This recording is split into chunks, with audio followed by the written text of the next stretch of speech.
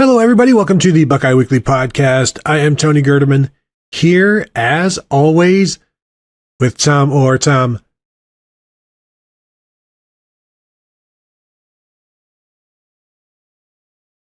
How's it going? Oh, Tony, we made people wait 2 weeks. Well, we didn't make them wait because we pre-recorded some shows, but then you made them wait a little longer there. Tony, I am great. I am relaxed, refreshed, recharged after a nice vacation, and then another week of like a work retreat thing. And you, I understand, have come to a whole new appreciation for what it is to host a morning show, which is good. I'm glad. I think you learned the lesson that I was hoping you were going to learn while I was gone. So thanks for covering for me. And you're welcome for a valuable lesson. Yeah, what I learned is that doing a daily show is incredibly easy, and even a monkey could do it, because I did it just like a monkey. Tom, you say you're on vacation, but everybody knows you are back from your 2-week suspension for speaking to Kevin Noon in a friendly manner out of office hours. So I hope you've learned your lesson there. I think the people are smart enough to recognize that I would never do such a thing. So that's obviously not what it was. Yes, I had a nice trip and nice time away, and basically didn't look at my phone at all for 2 weeks, which was maybe my 2 favorite weeks ever. And then came home. I was like, oh, Big Ten did some scheduling stuff, huh? That's it. Huh. All right, and recruiting news and all sorts of stuff. So we'll get caught up on all that fun stuff this week. Yeah, it's been a busy actually recruiting weekend, and we can start there. June, as we know, it's official visits all month long, and the Buckeyes had several big-time players on hand, including several 5-star guys, 5-star safety KJ Bolden, who is out of Georgia, who is maybe crystal ball favored to Georgia, but Buckeye Huddle spoke with him after his visit and said it was fantastic, 10 out of 10. Peyton Woodyard, like a top 150 safety who is currently committed to Georgia, was also visiting this weekend. You had 5-star defensive ends Edric Houston and Dylan Stewart. So a bunch of big-time guys, and this is the time of year when things start to look really, really good for Ohio State, and you see them trending on Twitter for things that are going on. Unfortunately for the Buckeyes right now, no commits out of the weekend just yet, but this being we're recording this on a Monday as I say this, still a lot of momentum for Ohio State right now. And let's just talk about the safeties, Tom. What did you take away from the Georgia has like 3 or 4 of the top 10 safeties committed in the nation. I don't know how they can take everybody, and I think that's one of the reasons Mark Givler keeps saying they're going to get one of KJ Bolden or Peyton Woodyard. Right, and I think that's basically it. You run into a numbers game. It's like, there will be wide receivers who have Ohio State offers who end up committing elsewhere, and that's because Ohio State can't take 17 wide receivers in its 2024 class. And Georgia's kind of in that spot with the safeties where, yeah, you can take Peyton Woodyard, you can take KJ Bolden, but you still are operating under the 85 scholarship limit. So you can't take everyone. You can't take all the, you go to see the person who has the dog who's just had puppies, and it's like, oh, look, I want to take them all home. It's like, well, we can't keep all the puppies. And that's kind of the situation Georgia's in at safety right now. That's the situation Ohio State's in at wide receiver pretty much every cycle, it feels like. And I had Mark on the morning show on Monday, and that was essentially, I sort of said it was like the opposite of the package deal where, you're going to get one, well, you're going to get the other. Well, that never works out in recruiting. So this is like the anti-package deal. If you get one of those guys, you're probably not going to get the other because you're not going to be able to keep, you're not going to have room for both of those. So either one of them, KJ Bolden is a 5-star, Peyton Woodyard is a 4-star. Either one of those guys would be a huge addition to this class for Ohio State. And they don't need, they're in reasonable shape at safety right now. This is not a spot of desperate need by any means, but they've got, you just got to kind of keep the conveyor belt going, keep bringing in a couple good players every cycle and just keep that cupboard stocked. And one way or the other, it sounds like they're likely to end up with one of them, which will help keep that cupboard stocked. Yeah, Jordan Johnson-Rubel out of IMG also taking a visit and having a very positive visit. Alex Kleitman talked with him. You can read that update on our Buckeye Huddle message board. Like even and he's like the number 16 safety in the nation. You've got a guy like Coy Beasley out of Cincinnati is the number 10 safety, and I don't think Ohio State's really even trying there because they're swimming, I guess, fishing for bigger fish, if you will. Zaquan Patterson, the number 4 safety, was on campus last week during camps. It didn't work out. He was just visiting. He's the number 4 safety out of Chaminade Madonna, which is a school that Ohio State is very familiar with.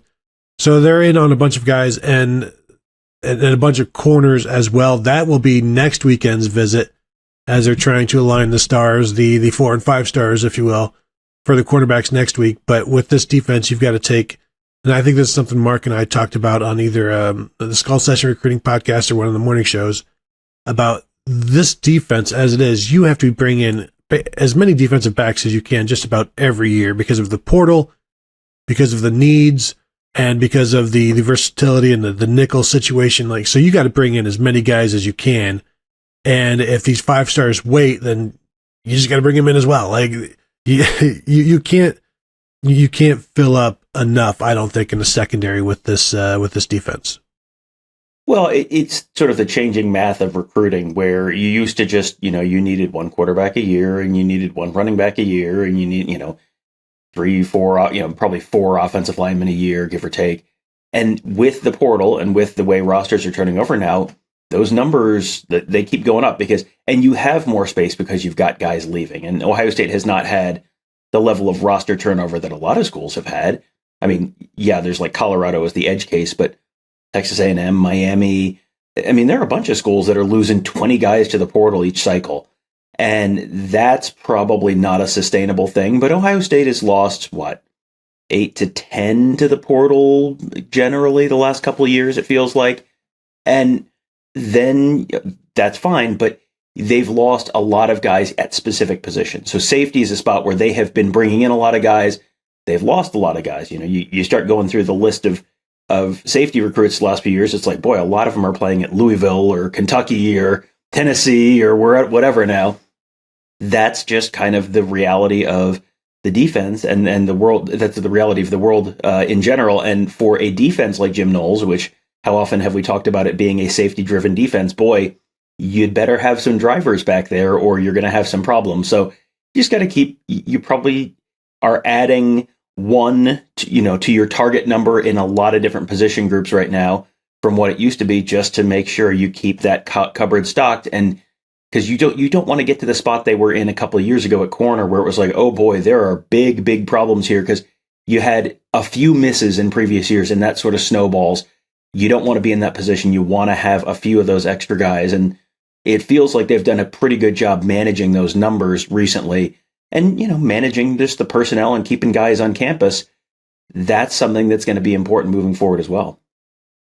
And like I told Mark, and I'm pretty sure I've said it here before, I think that 2020 season has scarred Ryan Day for life, and it is something that it's even more than a scar. It's an open wound, and he does not ever want to be in that position again where basically you're playing a 4-4 because you don't have 4 defensive backs. And by the way, your 4-4 is now facing Alabama's offense at the pinnacle of its explosiveness, and so I think he wants to avoid having that happen altogether.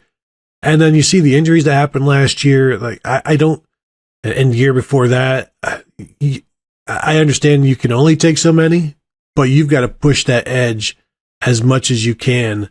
And especially in today's game, and then, losing, assuming you're going to lose Lathan Ransom after this year. He is a senior. Josh Proctor probably not going to be able to come back for a 9th year, we assume. Who knows what happens with Cam Martinez, but Jahad Carter, like these guys, you're going to have to replace them, and they're in on some really, really good guys. You just got to close the deal, and it's something, like Caleb Downs last year, I think has scarred everybody as well. Yeah, and they've had a bunch of those where it's Caleb Downs, it's Clark Phillips. I mean, they've Jordan Battle. They've had a bunch of those guys who flipped kind of at the last minute away from them, where you think you're okay on numbers, and all of a sudden it's whatever your X is, it's X-1 is where you end up. And that's the kind of thing that becomes a concern once it happens a few years in a row, because then it sort of adds up. And, you go back to, the guys who are leaving after this year, the guys you're bringing in for 2024, those aren't the guys that you're necessarily replacing the Josh Proctors and the Lathan Ransoms with. Those are the guys who, ready for me to say something deeply scarring? After next year, Sonny Styles, Kai Stokes, those guys could all be NFL draft eligible. So though, you're looking at replacing Sonny Styles with the guys and this is the reality of college football right now, which is, this guy should have just graduated high school 3 weeks ago.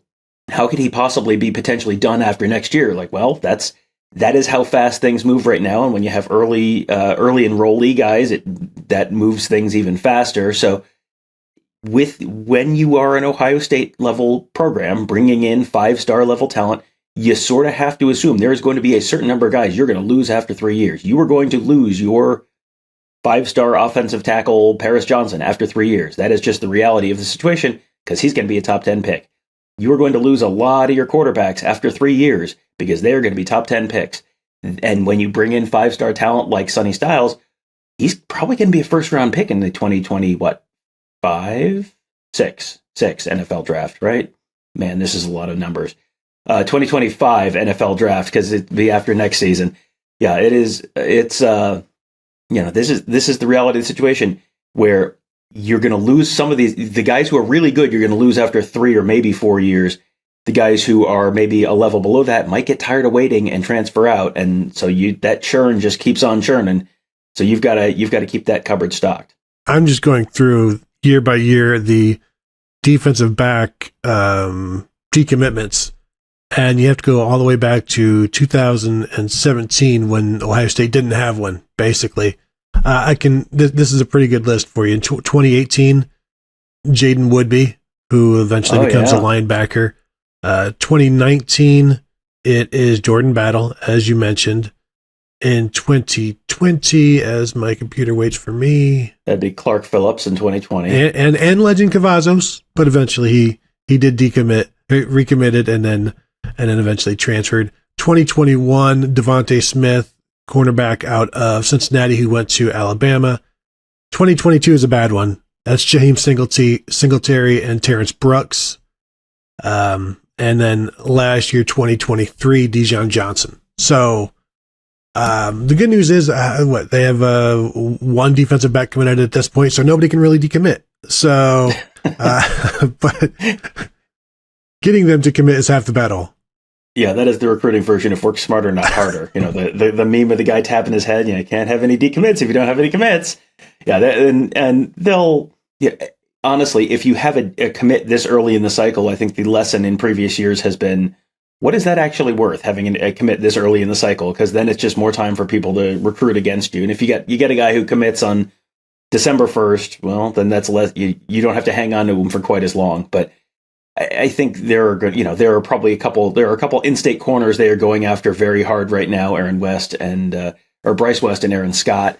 Those are Michigan is pursuing both of those guys as well. So we'll see how that all shakes out. But there are plenty of guys they're in on right now, and it feels like that class is starting to take shape. You're starting to see commitment dates potentially popping up. I think you're going to see guys kind of go through this June visit cycle. And then you're gonna have a certain percentage of the class that will commit after that, and then if they shut everything down, then great, you've got everything sort of in place. And the NIL piece of this, it feels like Ohio State has sort of figured out the NIL piece of this to a certain degree, in a way that they maybe hadn't a year or two ago, and that was sort of inevitable. Ohio State has the resources that Ohio State has. Sorry, not Ohio State the program. This is completely separate from Ohio State the program. The NIL organizations operate completely independently from Ohio State. There we go. Now we've legalese that. But the Ohio State program cinematic universe has the resources that to ensure that they are competitive on the NIL front, which is really the only area where they were kind of struggling a little bit in recent years, and now they've kind of got that sorted out. And there will be a whole fun thing. I saw the thing while I was on vacation about the IRS and tax deductibility and whether collectives can be 501c3 entities, which sounds like no, which sounds like, oh boy, that'll be a real fun thing for everyone nationally to sort out. But that's, that sounds like that'll be everyone's problem and not just Ohio State. So, as they've sort of gotten up to speed with the NIL piece of things, it feels like they're going to be one way or the other. This class is going to end up in pretty good shape. I don't know, Tom. I'm old enough to remember when NIL was going to be the end of Ohio State football. It was going to be disastrous. It was going to signal the end times, and that we were all going to be forced to just watch Reds baseball. And granted, that is looking better and better, but it is still a hellscape that I don't want to be part of. But, as you said, things look to be picking up, or not even just picking up, like Ohio State is doing just fine, basically. You mentioned Aaron Scott and Bryce West. I know Buckeye fans are kind of in a panic about both of those guys with Michigan. So I think Ohio State has a fight on their hand for both of those guys, but they get both of those guys on campus this coming weekend to try to lock them down. And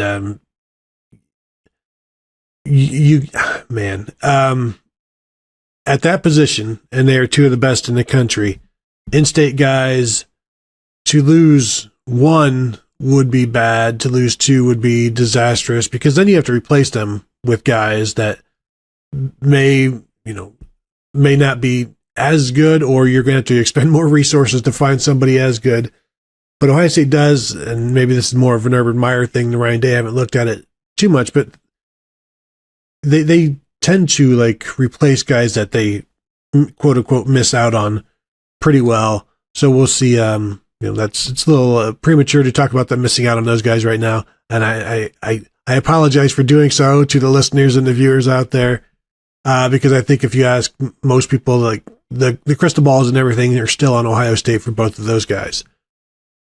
Yeah, that's one of those things where it's very easy to say, oh, look, this is, this team is really making a strong push. Oh, look, I think they might be in front right now. And, the crystal balls are sort of the put your money where your mouth is. It's real easy to say stuff for attention. Until you see crystal balls changing, I don't think that anyone really thinks the other team is ahead, because that is sort of the currency in the industry there. Crystal balls are the gold coins from the John Wick movies. If you miss too many crystal balls, you can't check into the hotel. So that's that's where you really see people, what people really think. And right now you haven't seen anything. And, right now you've got the Aaron Scott, oh boy, Aaron Scott Michigan really made a strong push for him on his visit. And when guys visit Ohio State, how many times do you hear Mark or Alex say, let's let the post-visit glow sort of fade off for a couple days? I can think of a bunch of recruits in the past for some reason, an offensive lineman, Jermaine Illuminor or something like that from 7-8 years ago, always is the example of this in my head. He was going through a bunch of different schools, including Ohio State, and every time he went to a school, when he left that visit, that school was his leader. And I think he ended up signing with Arkansas, and Arkansas might have been his last visit. So, this is kind of how recruiting is. You're getting the 5-star treatment. You're getting you're getting wined and dined, and you're getting, all the fun tours of campus, and all the, they're not showing you the bad parts of life at that school. They're showing you all the great stuff, and everyone's smiling and everything is great. And so, yeah, every school is going to look awesome. I mean, think back to when you were looking at colleges. There were a bunch of colleges you probably looked at when you were a kid and thought, oh, yeah, I could see myself going to school here, but you only end up picking one. So, yeah, and Ohio State having an upcoming visit with Scott and West, let's see where things are. If that visit's this weekend, let's see where things are 2 weeks from now, once the post-Ohio State visit high has sort of worn off a little bit as well. Yeah, Arkansas not showing them all of the bad parts of campus, like the motorcycle ride with Bobby Petrino. Free neck brace. That's an NCAA violation. Well, it's just part of the swag. It's got the logo and everything. It's like the free gloves that you get or the free shoes. Maybe the biggest names on campus this weekend: Edric Houston and Dylan Stewart, a pair of 5-star defensive ends. Mark has felt good about Edric Houston for a while. I know that when him and Kevin were off on their Southern swing and they went and watched and talked to Edric Houston in person, Mark at that point said that, there's not another 2024 prospect he's seen it as talented as Houston. And then Kevin being actually, he's like, well, what about Jeremiah Smith? And Mark's like, well, okay. Yeah, that sort of thing. So that's the level of player that we're talking about with Edric Houston. And of course, Dylan Stewart, who you saw at camp last year, I believe he camped last year. No need to camp this year as a 5-star guy. But if there are people right now that think Ohio State is leading for both. And boy, have we been transported back to 2022 when talking about Ohio State leading. And I know this is probably a depressing show to people right now, talking about Ohio State leading for 5-star defensive ends. But at this point, I know I just said Ohio State and we'll be fine with the NIL situation as it is. But if they really want to help, if the NIL people really want to help, don't let these guys get away. Right. And that was a big piece of why they did end up missing out on some of the guys they missed out on last year. It feels like a lot of that has sort of been sorted out and lessons have been learned from last year. And so if you kind of have all the other pieces, I think there were people who, at least one of those guys last year, you sort of heard behind the scenes, wanted to go to Ohio State, wanted to play for Larry Johnson, and the money was the deciding factor. And, when you were 17, 18 years old, you were not necessarily the only party to a decision like that. And so that's something that's going to, that may have swayed a decision last year. This year, if you have the NIL piece taken care of and you still have the Larry Johnson piece and you still have the, you can still point to Chase Young, you can still point to, Zach Harrison, and you can still point to JT Tuimoloau and all all those guys. And maybe most important, or at least as important this year, you can point to the depth chart, because you look at, if you're an edge like Dylan Stewart, you're an edge like Edric Houston, JT Tuimoloau and Jack Sawyer could be gone after this year. They only brought in a couple guys last year. They brought in Kenyatta Jackson Jr. They brought in Amari Abor, and then this year they brought in Joshua Mickens. That is not by any means a stacked room. There is immediate playing time potentially available for guys, and Edric Houston in particular is someone who I think is looked at as being a little more physically ready to play at the college level in the same way JT Tuimoloau was. So he's someone who could potentially step in and be, in that rotation at the very least, basically day one. If you do lose Tuimoloau, you do lose Sawyer. That's another something that Ohio State can sell that maybe Georgia or Alabama or some of those other programs can't. So, Houston was reportedly going to cancel his Alabama visit this upcoming week. We'll see if that happens. If he shows up at Alabama, okay, that's one thing. If he does not show up at Alabama, well, then all the smoke being, much like JT Tuimoloau, when he canceled that Alabama visit, it was like, all right, I think you can sort of see where this one's going. If Edric Houston cancels that Alabama visit after this really great Ohio State visit, well, you maybe can see where that things are going. Yeah, and of course, Caden Curry, another guy in that. Oh, Caden Curry, yes. Yeah, I'm just saving you the comments. That's all. Who? The guy we've been talking about glowingly for years? Yes. Yes, him. Yes. I'm almost back from vacation mentally. Physically, yes. Mentally, almost there. Yeah, it's going to take a while. I want to move quickly to receivers, and this isn't something about visits this week, although Ohio State has two receivers committed in Jeremiah Smith and Mylan Graham. Both of those guys are 5-star prospects. This past week has been the Elite 11. Aaron Nolan was there, and he did really, really well. And then following that, you've got the OT7 7-on-7 tournament thing with a bunch of players from around the nation and a bunch of recruiting networks are there.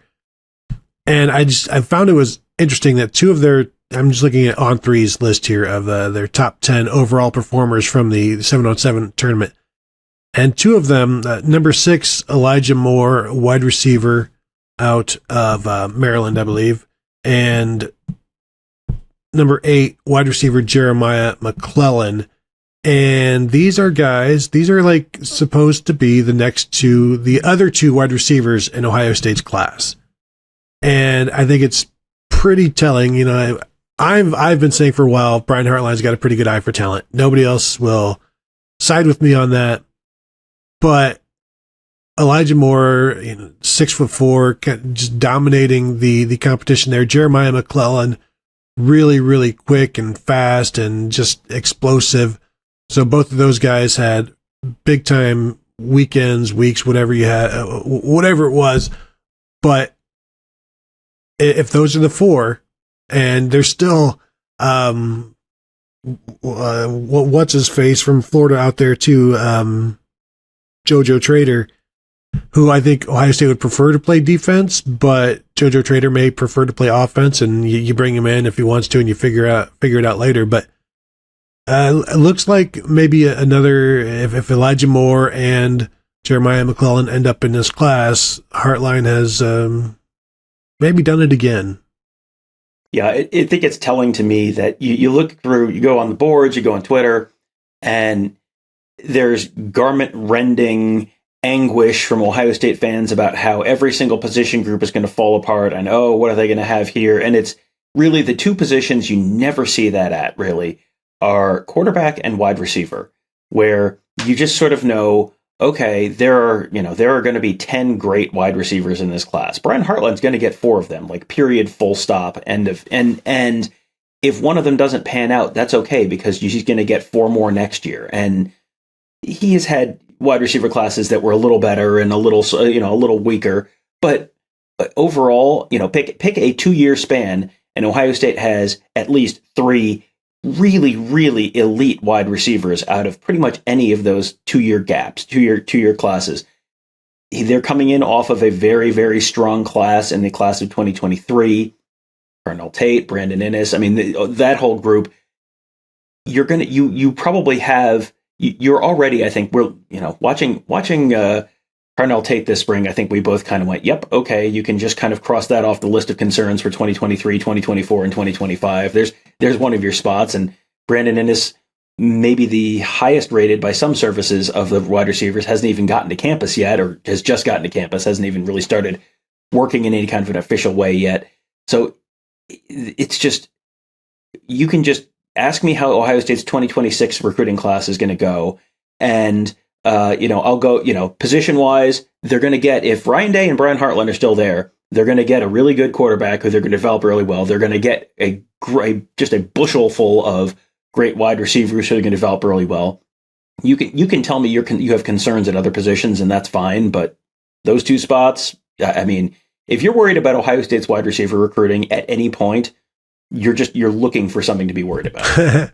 And speaking of the 2026 recruiting class, last week saw quarterback Will Griffin, who looks like a college junior at this point, looked really good. Of course, you've got Chris Henry Jr., who will be a 5-star in that class as well. Elijah Moore right now, the number 60 receiver in the nation, according to the composite, and I believe was the 4th best receiver listed among the on-3 participants there in that 7-on-7 tournament. So expect him to rise up. Don't worry, he won't bring the recruiting. If he commits to Ohio State, he won't bring the class rankings down too much, because he's going to shoot up those boards. Not like that Jackson Smith and Jigba, am I right? Do you remember where Jackson Smith and Jigba was ranked when Ohio State got a commitment from him? Wasn't he 300 and something in the 50th wide receiver in the class, or something ridiculous like that? 40th wide receiver in the class? Yeah, he was the number 59 or 57 receiver in the class when he committed. And every time I tweet that out, people are like, "You stupid idiot, he was a 5-star." And it's like, can you not read when he committed? Do you not see that part? And Tom, people do not pay attention well on the internet, because I'll get to that in a minute here. But yeah, so I like to tweet it because it shows like that Ohio State saw him, and of course the numbers he was putting up, everybody should have been offering him, but to be that number 59, then eventually you're like number 2 or 3 in the class. It's a climb, and people are like, Brian Hartline didn't do that. He didn't develop him. He didn't even have him on campus. So, until he was in college. And so you can't credit Ohio State for his ranking.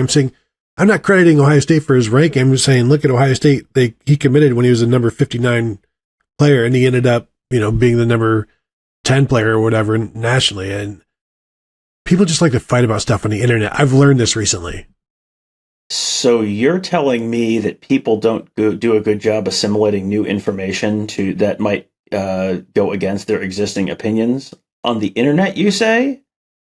Are you sure? Are you on the one that starts with www. Because that hasn't been my experience at all, Tony. Maybe we're talking about a different internet. I'm talking about the AOL internet. Man, you're going to run out of free hours at some point, and then it's going to be a whole new experience. It's okay. I can just go to Kmart and get another CD. Tom, the last 2 weeks we were doing and we won't spend too much time on this. We did our all decade teams. I had a lot of fun. You probably did as well. We got some great feedback from that. And so as I would tweet then out like a graphic of here's the 1990s team and here's the 2000s team, and I would do this after each episode was released. So I'd have like the 2010s offensive line, and invariably after every time I would tweet something like that out, people would be like, I'm talking about the 2010s. People would be like, no Orlando Pace. I mean, he still was pretty good in the 2010s, I'm pretty sure, but had no longer maintained his college eligibility. Yes, this is like when I used to tweet or put out the list of the most recent players from each county in Ohio, and it was like the most recent Buckeyes from Franklin County, the most from all of Ohio's 88 counties. Who was the most recent player from Licking County to be a scholarship player at Ohio State? And you would inevitably go, well, Franklin, how did you leave Archie Griffin off of the Franklin County list? It's like, do you not know what most means, or do you not know what recent means? Which one is it? Because although, in fairness, Archie Griffin did score a touchdown during the spring game this year, so maybe I should have him on the list. I'm not sure. That's 2020's team. Yes. Yeah. So yeah, he's yes. Those shows were a lot of fun. We got asked to do assistant coaches. So we can do a quick run through of those.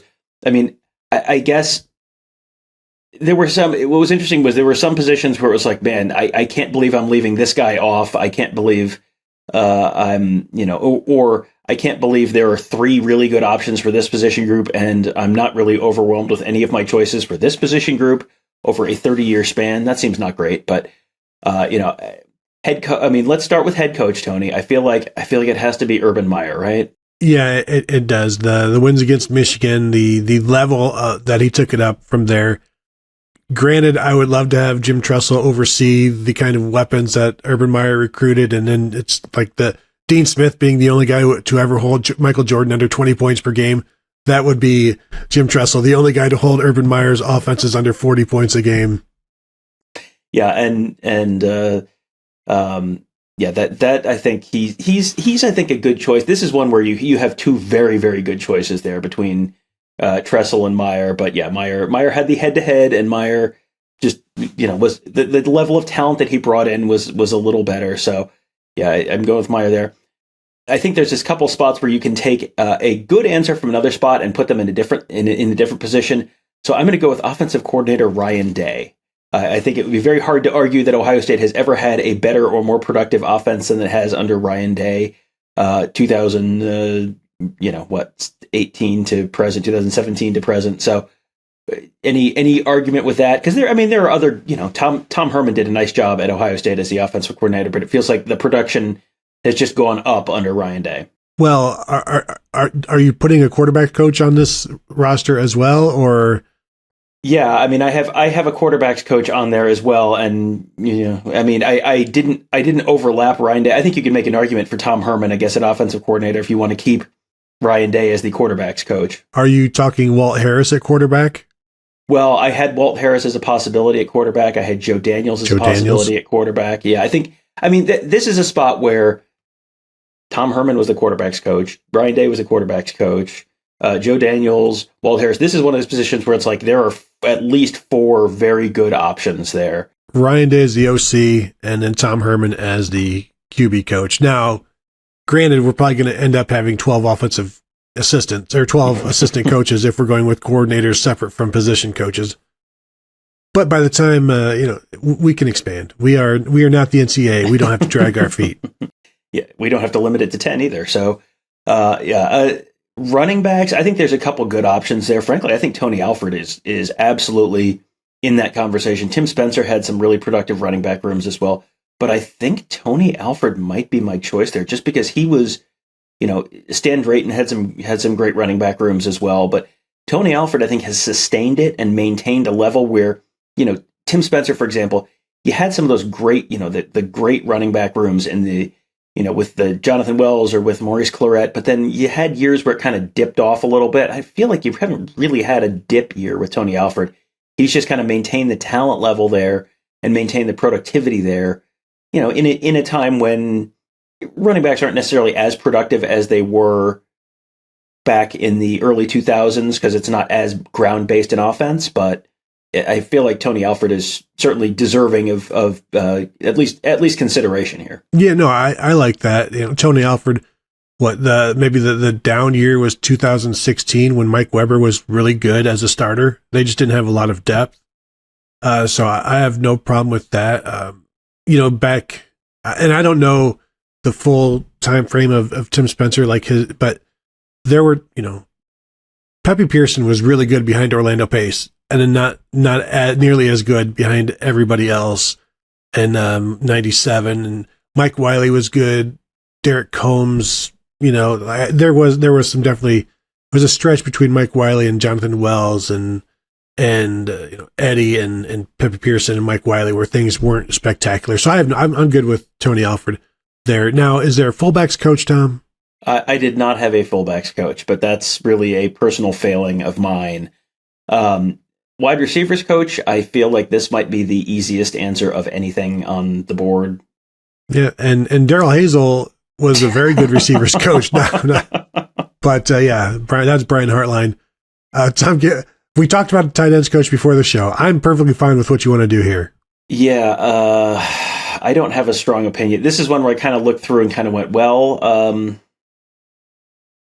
I don't really. Yeah, can I pick a second quarterbacks coach here? Can I put Walt Harris as my tight ends coach? Is that okay? That's not bad. I thought we were going to go for the defensive side of things and bring somebody over just to have him involved with the team somehow. Who did we talk about? We talked about Jim Haycock. Oh, Jim Haycock. Yes. Yeah, Jim Haycock, legendary defensive coordinator under Jim Tressel, and I don't think you can make him the defensive coordinator or the defensive line coach on this team. So yeah, I think Jim Haycock, honorary tight ends coach here. Offensive line, this is a spot where I think you're 2 years away from maybe having Justin Fry be the answer here if the recruiting and the development continues.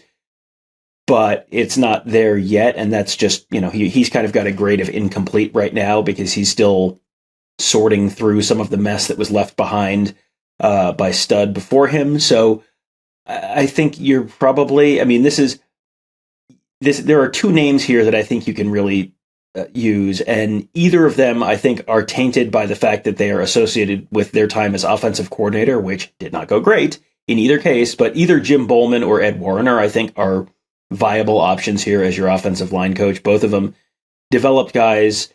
Both of them, had kind of consistent production more or less while they were there.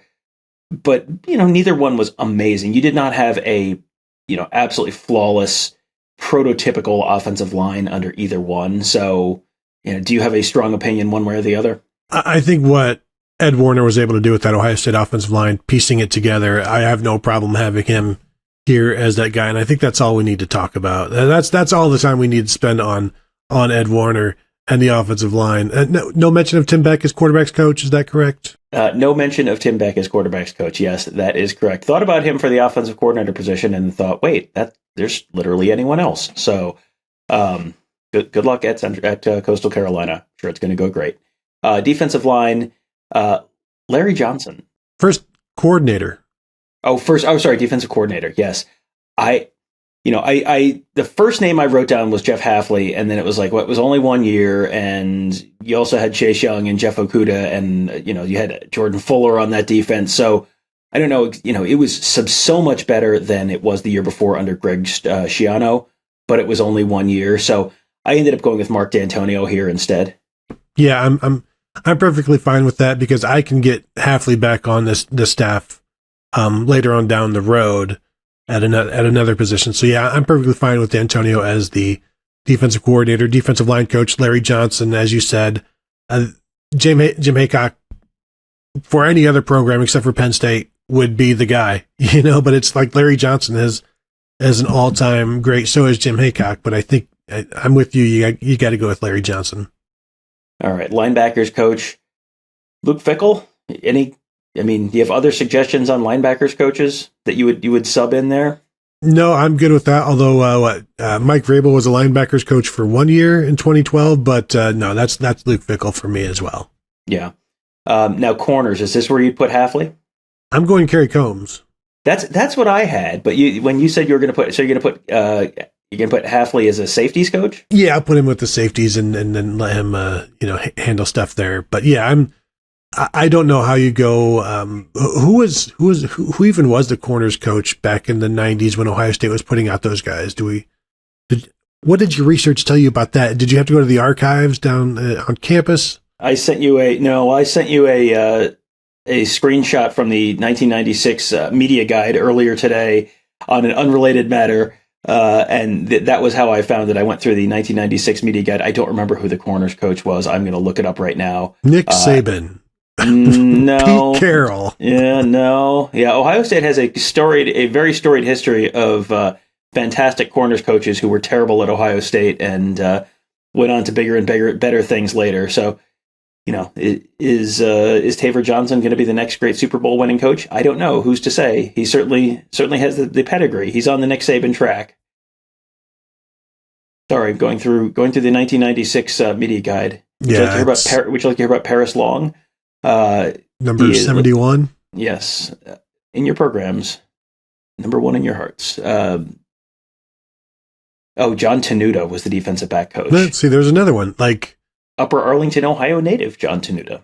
I mean, that's a pretty big defensive name, but yeah, I'm going with Kerry Combs and of course Jeff Hafley there. Special teams, Tom. Did you do special teams? I had special teams, and the 2 names I had on there already were Kerry Combs and Luke Fickell. So we've used both of those already, but I think both of those guys were very solid special teams coaches when they were there. It just, you know what? Maybe this is where we put Jim Tressel in there. That's Jim exactly Tressel what oversaw. Yeah, Jim Tressel oversaw special teams, so maybe this is how we get Tressel on the coaching staff. That's exactly what I was thinking, because remember, Jim Tressel is a guy who, when he took over at Ohio State, financed a study to figure out the winds in Ohio Stadium for times of the day and times of the year to help with how they're going to punt. So that is special teams, baby. And I think that's the perfect bow on the tie. That's the perfect sweater vest on the chest of this coaching staff, if you will. Oh, I will. I definitely will. Bring back the sweater vest. I miss the sweater vest era. It's all too, I feel like people look at the end of the Earl Bruce era when he was getting slagged for wearing like tracksuits on the sidelines, and he came out in like the suit and the fedora. And then, why don't coaches dress like that anymore? Now Jim Tressel wearing the tie and the sweater vest. That's the why don't coaches dress like that anymore? But man, that does feel like a long time ago. You don't see, how many coaches do you see wearing ties these days on the sidelines? Like, not many. PJ Fleck will still do it in honor of Jim Tressel, former Tressel assistant PJ Fleck, or grad assistant. So he will still do it, but yeah, you don't see it nearly enough. How about the sweater vest and visor combo? I'm trying to think how many times I've seen that. Not many. It feels like to be a visor guy, you've got to be in a warm weather climate. That's just like visor guys. You think of Spurrier, you think of Kirby Smart, and they are not in sweater vest kind of, unless they're trying to cut weight for wrestling or something. I don't think you're going to have I think the Venn diagram of those is just 2 separate circles: sweater vest and visor. I do miss the days of Ed Orgeron wearing a garbage bag to cut weight on the sidelines. Those were good times. So, Tom, anything else before we get out of here? Are you sure that wasn't just an aesthetic choice for Orgeron? I mean, anyone else, I'd say yes, it was to cut weight. For him, it's where he woke up, and it was the kitchen floor, some stranger's house, and he looked under the sink, and there's some garbage bags. Like, this will do. And then he chewed a couple of holes for his arms, and then eventually chewed through one for his face, and boom, there you go. Let's get to coaching. It says glad, so I guess I need to be happy when I wear these. I don't want to wear hefty. It makes me feel bad. I'll go with glad. Gives me body image issues. Let's actually just keep this going for another hour on things that Ed Orgeron will wear. So that I think that will do it then. Tom, welcome back. First of all, last of all, welcome back. I'm just glad we could get to the point where Ed Orgeron is wearing garbage bags as clothes. Now it feels like we're finally back. Now it's officially a Buckeye Weekly podcast. Perfect. If you listen through 5 minutes or whatever it is, and you're like, well, it might be them. Is this a deep fake? Like, no AI is stupid enough to come up with this. So good news, it really is us. And we're back. And so thank you all for tuning in. As always, find us at BuckeyeHuddle.com. Become a member. Tons of stuff happening. June official visits, camps, things like that. Now is a great time to become a member. You can continue to find us at youtube.com/BuckeyeHuddle, Facebook.com/BuckeyeHuddle, all of our various venues. So thank you all for tuning in, and we'll talk to you guys later.